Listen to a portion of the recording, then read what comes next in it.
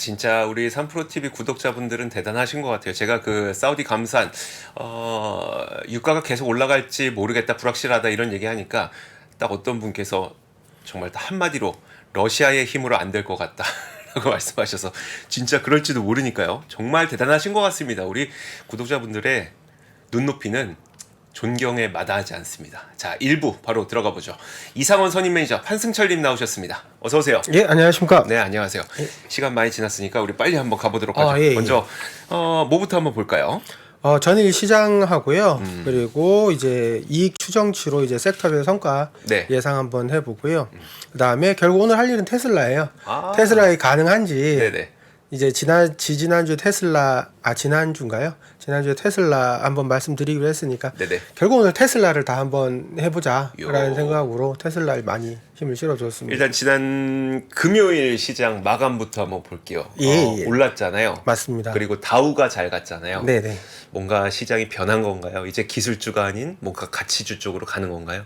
그렇게 보긴 힘들 것 아니에요? 같고요. 저는 계속 그 시장 이 내러티브가 바뀌었다라고 말씀을 드리잖아요. 네네. 이제 그게 바뀌었는데 그런 현상이 이제 금요일 날도 벌어졌어요. 5월 예를 들어서 비농업 고용 지수가 33만 9천 건이 나왔죠. 네. 이게 고용이 너무 강한 걸 보여주는 거잖아요. 이거 발표되고 나서 시장이 잘 가다가 갑자기 선물이 폭락하기 시작하죠. 맞아요. 쭉 빠졌다가 이게 나왔음에도 불구하고 슬금슬금 다시 올라가기 시작합니다. 예를 들어서 이 후에 발표되는 게 같이 발표되는 게 시간당 임금이 0.3% 증가로 나왔거든요. 네. 4월이 0.4%였던 걸 생각해 보면 0.1% 정도 내려갔고 그리고 5월 실업률이 3.7%로 발표가 됐습니다. 네. 4월이 3.4%였던 걸 감안을 해 보면 이제 실업률 자체는 높아졌고 저임금 일자리에서 채용을 많이 했겠구나라는 식이 됐죠. 그렇죠. 어찌됐든 이거는 강한 고용 시장이었던 건 틀림없습니다. 네. 강한 고용 시장이었는데 시장은 뭘 생각했냐면 6월 금리 인상은 없을 것이다 라는 걸 생각하고 있었던 거죠. 네. 그러면 금리가 변동하지 않을 것이다 라는 걸로 강세를 회복했는데요. 자, 당시의 시장 분위기를 우리가 복귀해 볼 필요가 있는데요. 6월 1일 날 월스트리트저널의 닉 티미라우스 기자가 이렇게 얘기를 했죠. 연준 6월 금리 인상 건너뛰고 나중에 인상할 준비를 하고 있다 네네. 라는 식의 네. 기사를 썼었죠. 네. 그리고 이제 하커 총재가 회의를 좀 건너뛸 수 있다. 네. 건너뛸 수 있는데 솔직히 더 긴축해야 되는 시기가 오면 그때 해도 된다라는 게 지금 전반적인 시장의 분위기인 것 같아요. 네네. 6월은 건너뛰고 필요하면 자주 하지 뭐. 한번 지켜보자라는 그러니까 거죠. 일단 당분간 동결. 당분간 6월은 일단 동결. 일단 당분간 6월은 일단 동결 신호를 많이 받은 거죠. 그렇죠. 네. 이게 발표되고 나서는 이제 전일이나 이렇게 볼 때 보면 발표되고 나서는 이제 6월 달에 금리 인상 확률이 확 튀었다가 실제로 이 뉴스들이 나오고 나서는 다시 역전되죠. 거의 가능성이 없어 보이는 확률로 떨어졌고요. 근데 이걸 생각해 보시면 돼요. 이 사람들이 왜 이렇게 얘기를 했느냐라고 네. 생각해 보면 원인은 이제 시중 유동성이 급감할 거다라는 겁니다. M2가 급감할 거다라는 거거든요. 그러니까 그냥 두면요, 아니면 금리를 더 올리면요. 지금 이 금요일 날 제일 큰 기사가 그거였잖아요. 부채 한도 협상이 완료됐다는 네네. 거잖아요. 상원을 통과했다는 거잖아요. 네. 그러면 사실상 사인만 하면 끝난 거잖아요. 그렇죠. 그러면 JP 모간에서 어떻게 얘기를 했냐면 월요일부터 당장 1,700억 달러부터 채권 발행을 시작할 거고 네. 단기 부채 발행한 다음에 3분기 말까지 1조 달러 이상 자금 조달을 예상하고 있다라고 얘기했거든요. 네. 쉽게 보시면 돼요. 채권을 발행했다는 얘기는 네. 시장에서 돈을 뺐다는 얘기예요. 시장에서 채권을 샜다는 거잖아요. 네네. 네. 그럼 그 돈이 중앙은행으로, 그러니까 은행으로 빨려 들어갔죠. 네네네. 네. 시중에 돈이 없어진 거예요. 네. 긴축하는 효과죠. 이거 자체로. 네네. 어렵게 볼 필요 없어요. 그러니까 부채 한도 협상이 완료됐다라는 거는 채권이 발행될 것이고 채권이 발행되면 시중에서 돈이 빠져나갈 거다라는 네네. 거죠. 그러면 굳이 금리 올리지 않아도 돈 빠졌잖아 이거예요. 네. 이게 이 뭐랄까요, 경기 침체를 불러올 위험도 있습니다. 이게 지나치게 많이 되면. 네. 그러면 굳이 금리 안 올려도 되는 거죠. 그리고 제가 볼 때 두 번째는 지방은행 리스크가 여전히 있어요. 그러니까 대출을 축소하겠다라는 거잖아요. 네. 내가 은행이 당장 부도나게 생겼는데 대출 줄 수 없잖아요. 이 두 가지 다 이제 시장에서 돈을 빨아들이는 거죠. 은행 쪽으로. 그렇게 생각하면 굳이 금리 인상을 할 필요가 있을까? 금리 인상을 먼저 하고 이게 터지면 과잉 긴축한 셈이 되는 거죠. 네네. 연준도 원치 않는다는 겁니다. 근데 이 논리로 해서 금융 시장은 괜찮았죠. 네. 근데 JP 모간은 이렇게 얘기했어요. 미국채 발행 홍수로 인해서 주식과 채권이 5% 가량 폭락할 거다라고 얘기를 했습니다. 아니 채권 가격 떨어지면은 네. 그럼 또 채권 주식 가격과 채권 가격 다 같이 떨어질 거. 왜? 돈이 시중에서 다 빠졌으니까. 그 뜻이거든요. 그만큼 떨어질 거고 시티그룹 같은 경우는 2개월 안에 S&P 500이 5.4% 정도 하락할 거다라고 네. 예상했습니다. 그러면 지금 금리를 올리지 않을 거라는 전망들이 우세하지만 그게 시장에 좋은 일은 아닌 거네요. 그러니까 시장 반응으로는 네네. 당연히 금요일날 반응으로는 이게 호재로 작용을 했어요. 네. 근데 시장 예상은 전문가들 예상은 그렇지 않은 의견들도 있다는 겁니다. 네. 약세로 보는 하우스들은 이걸 가지고 약세 쪽으로 얘기를 해요. 실제로. 네.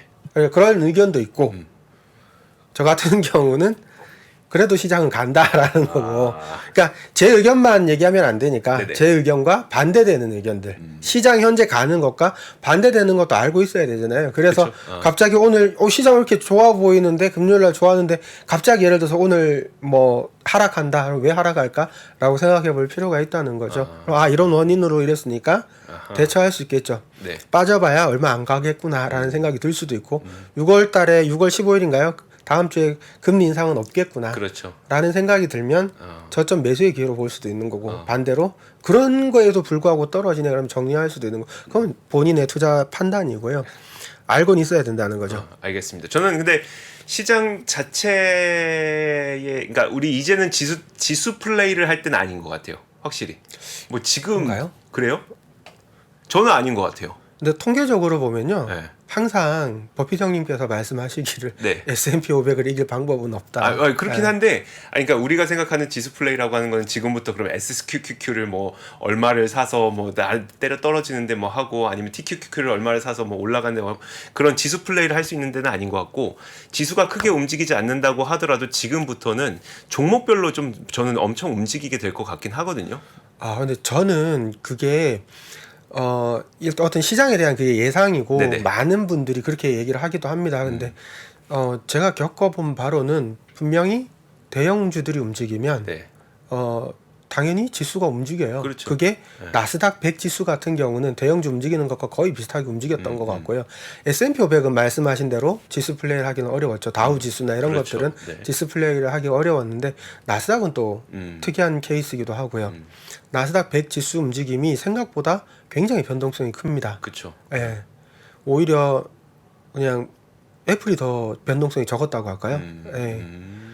그래서 저는 충분히 가능한 것 같은데요. 그래요? 지수 플레이 하고 싶은 분들은 하셔도 돼요. 저는 가능하다고 봐요.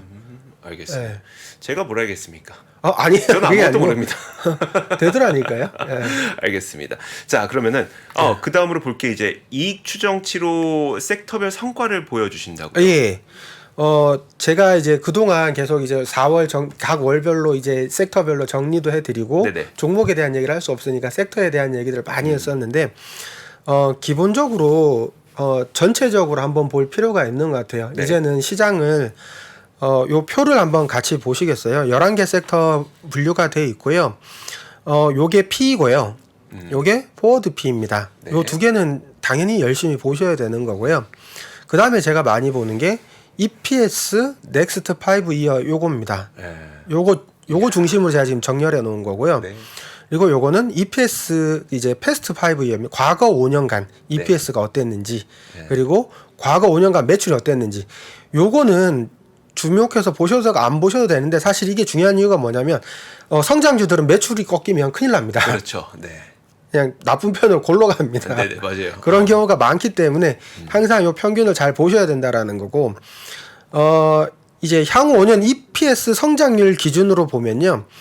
요 기준으로 정렬해 보면 이렇습니다. 첫 번째가 커뮤니케이션 섹터를 잘 보셔야 됩니다. 여기 속한 게 구글이나 페이스북, 메타 요런 애들이죠. 요런 애들이 5년간 17.7% 성장할 걸로 가장 높은 성장률을 보일 걸로 예상하고 있습니다. 네. 광고가 이렇게 빠른 속도로 성장할 걸로 큰 폭의 성장을 할 걸로 예상한다는 거는 시장이 괜찮다는 뜻이에요. 경기가 괜찮다. 경기가 괜찮다는 뜻입니다. 그렇죠. 네. 네. 이렇게 본다라는 거예요. 지금 이게 지금 미국 애널리스트 평균 추정치일 거거든요. 네. 괜찮다고 보는 거고요. 테크 섹터가 12.9%, AI도 장기적으로 갈 거다라는 거죠. 그리고 컨슈머 시클리컬 이거는 아마존이나 뭐 저기 테슬라 같은 게 포함이 돼 있는 요것도 12.5%로 5년간 꾸준히 성장할 거다. 이거 역시 시장이 괜찮을 거란 얘기잖아요. 네네. 경기 침체가 잠깐 올 수는 있지만 굉장히 괜찮을 것 같다라는 예상인 거죠. 이거 보시면 EPS 패스트 5년에 비해서 다 높습니다. 얘네들이. 테크놀로지 섹터는 줄었네요. 네네. 죽긴 했는데 컨슈머 시클리컬이 높고 커뮤니케이션이 높고 요렇게 갑니다. 요 나머지는 오히려 낮죠. 얘네들은. 부동산 낮고 헬스케어 낮고 낮아집니다. 금융도 점점. 낮고요. 네. 에너지가 급격하게 떨어져요. 그러네요. 네. 그러면 커뮤니케이션, 테크, 경기 소비재 순으로 현재 평가를 받고 있는 거고 향후 그럴 것이다라고. 그리고 매출액 성장률 기준으로 보면 과거 5년 기준으로 보면 역시 경기 소비재, 커뮤니케이션 요게 좋았었다는 거예요. 네네. 테크, 헬스케어, 에너지. 예, 요 순서로 괜찮았었다라는 거죠. 네. 그리고 세 번째로 P랑 포워드 P 하락률 기준으로 보면요. 커뮤니케이션, 테크, 헬스케어 순이었는데요. 이게 무슨 말이냐면 P가 높으면 사실은 별로 안 좋잖아요. 고평가됐다고 네, 고평가됐다는 게 일반적인 통상 뜻이죠. 생각하죠. 네. 근데 테크 이제 성장주들, 기술주들은 당연히 P가 높아요. 미래를 많이 평가받잖아요. 그쵸. 근데 저는 어떻게 생각하냐면 포워드로 누가 얼마나 많이 떨어지냐가 중요한 것 같아요. 저는. 지금 현재 PER은 당연한 겁니다. 얘네들 고평가되는 거는 이익 성장률, 매출액 성장률이 이렇게 나올 거니까 이렇게 받을 건데 실제로 포워드 내년에 어떨 거냐 이거죠. 네. 제일 많이 떨어지는 걸 어떻게 될 거냐 보면 커뮤니케이션이 현재 PE가 25인데 1년 뒤에는 17까지 떨어질 거다. 네. 라고 보고 있는 거죠. 좋은 거잖아요. 테크도 현재는 35입니다. 지금 되게 높죠. 네. 이 반도체가 많이 들어가서 그래요. 근데 포워드는 23까지 떨어질 거다라는 거잖아요. 주가 올라가는 것보다 이익이 더 빠르게 예, 올라갈 이익이 거라는 훨씬 얘기. 빠르게 성장할 걸로 본다는 뜻입니다. 네. 예. 그리고 그렇죠. 헬스케어 보시면 지금 현재 PE가 27이거든요. 헬스케어가 생각보다 되게 비싸요. 근데 내년에는 17까지 떨어질 거다라는 거예요. 이거 세 개를 중심으로 보면 커뮤니케이션 섹터가 되게 상위로 다 1등으로 다 들어가 있죠. 네네. 광고 시장이 생각보다 괜찮을 거다. 다른 말로 경기가 점점 좋아질 거다라는 걸 볼 수 있을 거고요.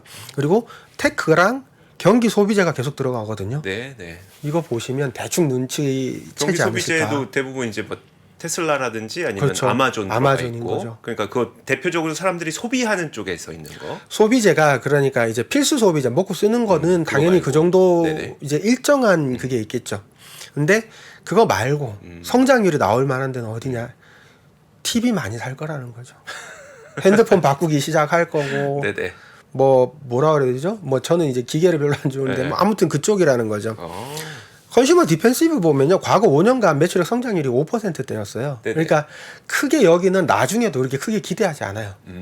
예, 매출액 성장률은. 그러니까 같이 주라고 표현을 하는 거죠. 대신 얘네들 보시면 EPS 성장률은 지금도 여전히 컨슈머 디펜시브는 7%대를 예상하고 있습니다.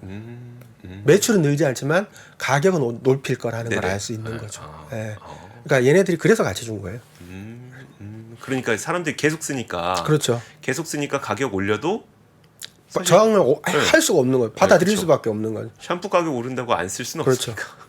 설탕 가격 10원 올렸다고 해서 안 살 수는 없잖아요. 그러니까. 소금은 쳐야 될 거 아니에요. 근데 그게 이제 예. 그게 필요한 시점이 있는 거고 맞습니다. 지금 방금 말씀하셨던 것처럼 경기가 나빠질 걸로 보면 우리 사실 우리가 그 앞서 보여주셨던 커뮤니케이션 그리고 그 자유소비재 이쪽을 할 필요가 없겠지만 EPS가 과거보다 지금 앞으로 5년 더 빠르게 좋아질 걸로 예상한다는 거는 경기가 좋아질 것 같다는 그러니까 예상이 경기 침체가 더 와도 있다는? 일시적이라는 거죠. 항상 그렇지 않게 경기 침체가 뭐 2, 3년씩 오면 대공황이죠, 그게. 잠깐 왔다 가겠죠. 네. 몇 달 왔다가 몇 달 오면 금리 낮추고 난리가 나겠죠. 네. 그러면 그러니까 어찌됐든 현재 시장 매크로 지표가 안정이 되는 쪽으로 간다면 성장주 중심으로 시장이 움직일 거고 그러면 여전히 어쩔 수 없이 쏠림이 발생할 거다. 쏠림이 뭐 분산되고 낙수 효과가 저는 아까 말씀하신 그런 거는 힘들 것 같아요. 네. 계속 이쪽으로 진행될 가능성이 더 높아 보인다라는 겁니다. 알겠습니다. 자 이제 테슬라 가보겠습니다. 테슬라.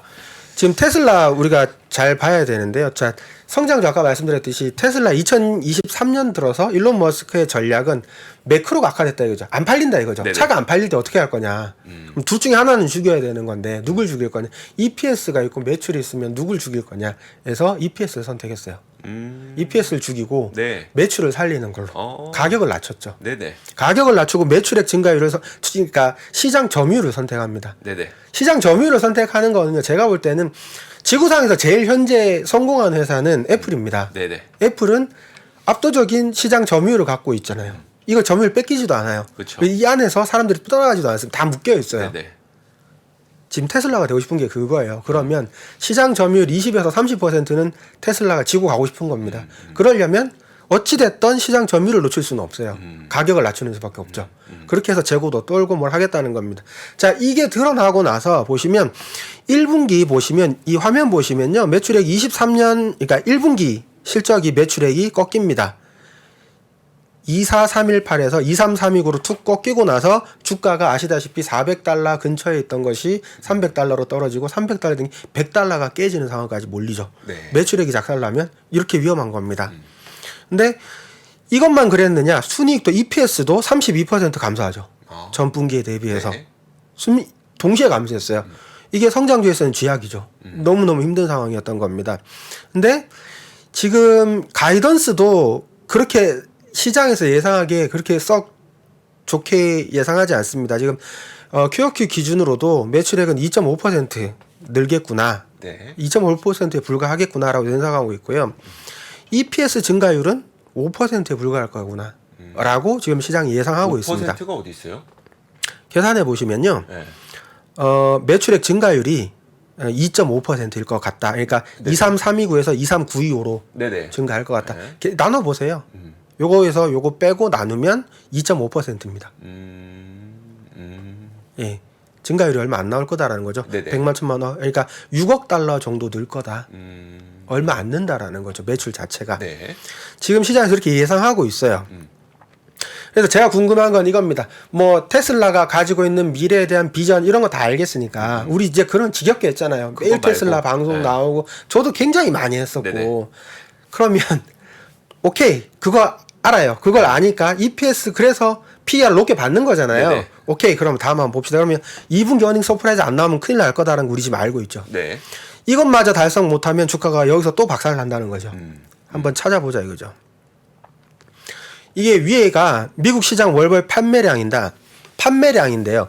미국 자동차 판매량의 차량이 2022년 5월부터 보시면 23년 1월까지요. 네. 보시면 그냥 자 요거 보세요. 22년 11월에 120만 대 팔렸거든요. 네. 1월에 100만 대요. 네. 두 개 나눠서 퉁치면 110만 대죠. 그렇죠. 그러면 22년 5월부터 미국 시장은 2월까지 110만 대였다는 얘기예요. 변하지 않고. 변하지 않고 110만 네. 대였다는 거예요. 월별 네. 판매량이. 네. 그러면 여기서 언제 바뀌느냐? 3월 달에 처음으로 130만 대로 바뀝니다.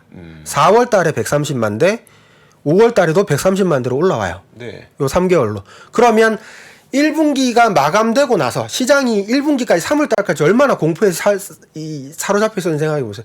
아, 차량 판매는 절대 늘지 않는구나. 네네. 1년 내내 110만 대였는데. 그렇죠. 근데 3월부터 분위기가 바뀌죠. 네. 그래서 저는 테슬라가 100달러를 뚫고 올라오기 시작했다고 생각해요. 아. 늘기 시작하는 거죠. 차량 판매가 시클리컬해도 가는구나. 예. 느는구나. 근데 여기서 중요한 거 하나 더 보셔야 되는 게 뭐냐면 5월 달에 137만 대가 팔렸는데요. 네. 자동차가 29만 9천 대. 트럭이 100만 대가 넘어요. 네. 자동차에 비해서 트럭이 미국에서 3배 넘게 팔린다는 겁니다. 그렇죠. 자, 테슬라 사이버 트럭이 나오면 어떻게 될지 느낌이 오시죠? 이게 촉매가 될 거예요. 네. 근데 테슬라가 머스크가 7월에서 9월 사이에 나온다고 그랬거든요. 맞아요. 올 가을에 나온다 그랬죠. 인도할 수 있다라고 얘기했는데 약속을 지킨 적이 없죠. 과거에는. 그렇지만 만약에 한 대라도 인도된다면 시장 분위기가 어떨지 한번 알 수 있다는 거죠. 제가 볼 때는 촉매가 될 거다. 1분기, 2분기 안 된다면 3분기에 만약에 나온다면 사이버 트럭이 나오면 얘가 전혀 다를 수 있다라는 얘기를 하나 하고 싶은 거고요. 자, 계산을 한번 해봅시다. 테슬라 1분기에 42만 2,875대 판매했거든요. 네. 인도한 게. 자, 미국 좀 이따가 할게요. 미국 네. 빼고 뱅크 오브 아메리카에서 뭐라고 했냐면요.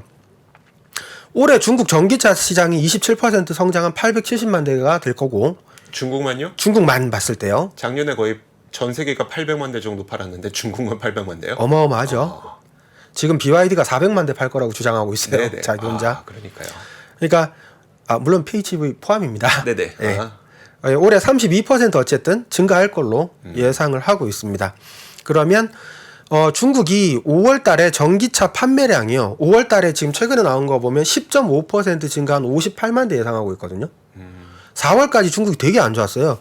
중국 CPCA에서요. 뭐라고 했냐면 테슬라의 중국 모델 3랑 모델 Y 생산량이 4월 달에 75,842대였다고 했거든요. 네. 딱 반 정도예요. 수출한 게 반이고요. 33,000대 정도를 내수로 중국 내수로 판 거예요. 네네. 근데 중국 점유율이 테슬라가 12% 정도거든요. 요거 추정할 수밖에 없는 게 테슬라는 중국 판매량을 공개하지 않아요. 네네, 맞아요. 네, 그러니까 4월 중국 차량 협회라고 할까요? CPCA에서 네. 본 게 요 정도라는 거죠. 4월 달에 78,000대면 중국 5월에 10% 증가하고 나서 보수적으로 6월이 증가 안 했다면 네. 5월과 같다고 가정하면 계산해 보면 3개월이 24만 2,694대를 팔았을 겁니다. 중국에서요? 중국에서요. 네. 물론 이게 중국에서 수출된 거 포함입니다. 네. 네. 중국 내수랑 수출 포함입니다. 그러니까 내수가 대략 12만 대, 수출이 12만 대였을 거다. 보통 유럽으로 나가죠? 예, 보통 유럽으로 나갑니다. 우리나라에 못 와요. 이제 우리나라에 오잖아요. 조만간 오잖아요. 못 오게 막아요. 왜 막아요? 현대기아차 화이팅입니다. 자, 한국인 화이팅. 네네. 자, 어찌됐든 기가 베를린. 제가 볼 때는 기가 베를린이요. 최근 뉴스 3월 뉴스가 뭐가 나왔냐면요. 네.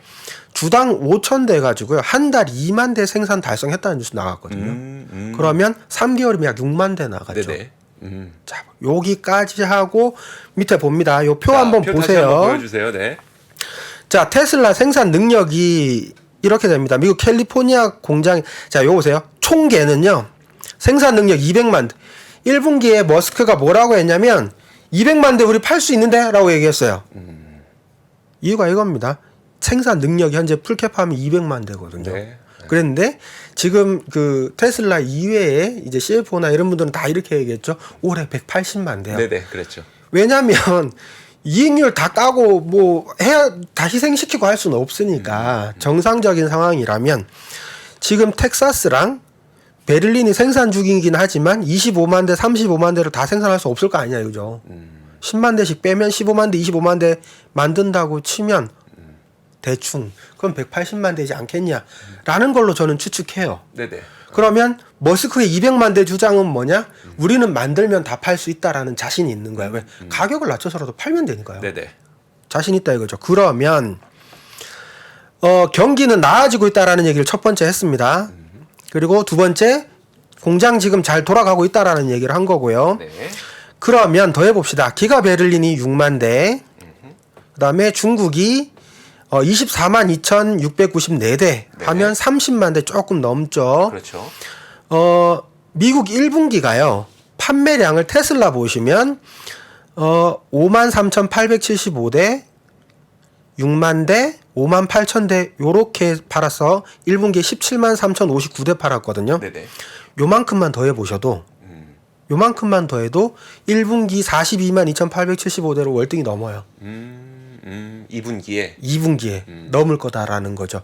자, 보세요. 시장이 매출액 얼마 증가 예상하고 있나면 6%였죠. 2%요. 2%. 2%였었죠. 네. 전분기 그러니까 QOQ만 보는 거예요. 지금 YOY는 안 나올 거 알아요. 네. 다 관심 없어요. 시장에서도. QOQ가 얼마일 거냐 이거죠. 그다음에 EPS가 얼마나 증가할 거냐.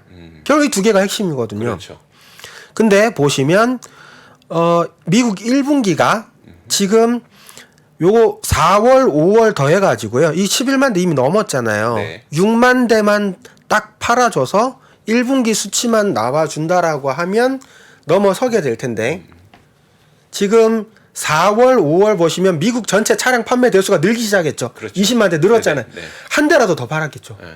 그리고 테슬라 입장에서 보면 이번에 모델 3가 이제 7,500달러 다 받는다고 이번 최근에 났잖아요. 네네네. 이거 다 기다리고 있었을 거 아니에요, 사람들이.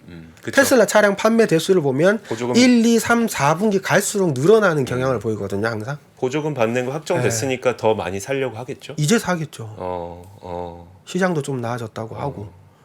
좀 기다렸다가 살려고 했는데 이제 사도 되겠네라는 생각이 들지 않을까요? 맨날 테슬라가 시가 무슨 광어도 아니고 맨날 시가 판매하는데 열받아 있다가 이제 시가 판매 아니고 이제 가격 공정 가격이 생겼네라는 느낌이 들잖아요. 이 정도면 사자 뭐 이런 느낌이지 않을까 네네. 개인적으로 생각을 합니다. 그러면 지금 사라는 거는 아니에요. 매수매도 추천 아닙니다. 네네. 그건 못 하게 돼 있어요. 그렇죠, 맞아요. 근데 네. 보시면 제가 생각할 때는 이번에 실적이 어지간히만 나와주면 서프라이즈가 나올 가능성도 있다. 어닝 서프라이즈가 이건 제 추측이고요. 저명하신 미국에 계신 애널리스트 분들은 매출액이 2% 증가할 걸로 예상하고 있고 네. EPS도 5% 증가에 불과할 것이다라고 예상하고 있고요. 대부분 하우스들에서 이제 목표 가격을 많이 낮췄죠. 많이 맞아요. 낮춘 상태입니다. 네. 그러니까 그런 거는 참고를 하셔야 되는데 장기 성장성은 분명히 있을 거다라는 거고요. 그리고 제가 지금 테슬라에서 지금 제일 중요하게 그러니까 이 숫자만 갖고 지금 얘기를 한 거고요. 최근에 놓고 보면 지금 중국에 가 있잖아요. 일론 머스크 네. 돌아오지 않았어요? 갔다 왔죠. 네, 돌아왔죠. 왜 갔냐 이거죠. 네. 왜 갔냐고 보면 가만히 생각해보면 저는 그렇게 제 상상은 그거예요. 네. 간 거는 자율주행 때문에 갔을 가능성이 높다. 그리고 매출이 거기서 나오고 있기 때문에 네. 거기서 자율주행 관련 실험도 좀 뭔가를 해야 될 거고 이제 생산을 늘리고 뭘 싸게 만들 수 있으니까요. 생산을 늘릴 수 있는 방법을 찾으러 갔을 것이고 미국에서는 최근에 이제 포드하고 이제 그 기술 표준을 만들었잖아요. 네. 충전기? 네, 충전기. 네. 그게 시작이죠. 네. 그렇게 되면서 이제 충전부터 시작해서 기술 표준이 만들어진다고 생각해 보세요. 내년부터 이제 포드 자동차가 테슬라 슈퍼차저 네. 사용할 수 있는 충전기 도입한다고 했으니까요. 부동산 투자를 잘 해놨다는 뜻이잖아요. 기술 충전을 충전기 이제 기술 표준을 차지하게 되면 그 다음에 나올 걸 생각해 보면 네. 자율주행에서 이제 포드랑 테슬라가 예를 들어서 점유율 둘이 합쳐서 30% 이상 유지할 수만 있으면 거의 뭐 애플처럼 갈 수 있는 거죠. 그 안에 유저들 모아놓고 그 안에서 이제 뭐 소프트웨어도 팔고 그 안에서 뭔가를 할 수 있는 걸 네. 만들 수 있는 거죠. 저는 이게 되게 큰 뉴스라고 생각하거든요. 지금 당장은 뭔가 안 나와요. 이거 가지고 뭘 할 수는 없겠지만 그렇죠. 자율주행이 실제로 되기 5년 뒤라면 25년 지나고 나면 뭔가 법적인 제도가 만들어지면 되게 큰 의미가 될 거다라고 안 생각합니다. 그래도 테슬라도 꽤 많이 반등했잖아요. 맞습니다. 거의 뭐 90달러대였나요? 아니면 98인가 막 그랬어요. 그 100이 정도- 깨졌어요. 네. 100이 깨졌었잖아요. 그리고 지금 이제 200 넘어서 217 정도까지 올라온 상태이니까 엔비디아도 좀 많이 오르고 나서 요즘에 약간 조정받아서 테슬라는 어떻게 해야 되나 고민을 하고 있었는데 말씀하셨던 것처럼 2분기에 좀 기대해봐도 되겠다라는 생각이 좀 드네요. 말씀하신 거 들어보니까. 그러니까 우리가 바닥에서 잡으려는 노력이 제일 좋죠. 바닥에서 살 수 있으면 제일 좋은데 그게 조금 바닥에서 보면 좀 몰랐지만 네네. 위에서 보면 아직도 그럼요. 반토막 나 네, 있거든요. 네. 근데 과거에 밸류에이션을 그렇게 했던 것도 다 뭔가 그때 당시에 이유가 있었을 것이고 그게 실현이 되고 있는지 안 되고 있는지는 되게 중요한 부분인 것 같아요. 그걸 점검해 나가다 보면 지금 이걸 사도 되는지. 물론 제가 지금 드리는 말씀 트레이딩 하는 데는 별로 도움이 안 될 거예요. 지금 그럼요. 투자하는데 네, 네. 어떻게 접근을 할 거냐. 뭐 이러고 나서 그러니까 2분기 좋은 건 알겠는데 만약에 진짜로 뭐 연착륙이 나타났다. 안 될 수도 있죠. 예. 그러면 뭐 또 잠깐 이렇게 좀 조정 받을 수 있고 하는 거니까요. 근데 그거는 생각해야 돼요. 기술주들은 네. 잠깐 조정 따위는 없습니다. 깨시면 와장창 깨집니다. 알겠습니다. 맞아요. 예. 근데 그 정도 감내할 수 있다면 네. 예. 아, 지금 어찌됐던 실적 나오는 거를 잘 따라가서 네. 투자할 수 있다면 아. 예, 충분히 해볼 만하죠. 알겠습니다. 안 그래도 이제 지금이라도 올라타야 됩니까? 막 이런 질문들 많이 하시거든요. 물론 지금 오늘 여기서 사라 마라라는 이야기를 해주신 건 아니지만 이익과 실적 측면에서 분석을 해주신 거니까. 결국 뭐 이익과 실적이 뭐 그거랑 연결이 되겠죠. 네, 그럼 뭐 그렇죠. 연결이 되지만 어쨌든 투자는 자기 본인 투자 성향에 맞춰서 해야 되는 거 그건 맞는데 실적이 좋아질 가능성도 제가 볼 땐 있다. 어닝 서프라이즈가 제일 중요한 건 이거예요. 어닝 서프라이즈 좋아요. 안 나와요. 딱 비트했다고 예, 쳐요. 그냥 네. 딱 맞췄어요. 네네. 그냥 쏘쏘해요. 네. 근데 상대가 일론 머스크죠. 일론 머스크가 쏘쏘한데 그냥 가만히 있을 그 위인이에요. 그래서 방송에 나와서라도 얘기하겠죠. 곧 사이버 트럭 나올 거야. 안 나와도 내일 한 대라도 팔리면 와 많이 팔 걸 이렇게 얘기할 걸요. 그 사람이 그분이 형님께서 그 길을 인도해 주실 거기 때문에 네. 그럴 거라고 생각합니다.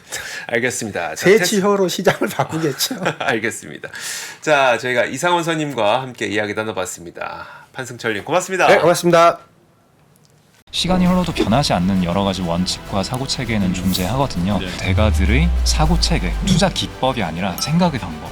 그런 거를 분해를 해서 재구성을 해서 하나의 어떤 틀로 조합을 하는 과정이 필요한 것 같다. 라쿤 자산운용 홍진채 대표의 거인의 어깨에 19년간 초과 수익을 달성한 그가 어떻게 주식 대가들의 투자법을 활용했는지 이 책에서 최초로 공개합니다. 대가들의 검증된 투자법을 여러분의 눈으로 직접 확인하시죠.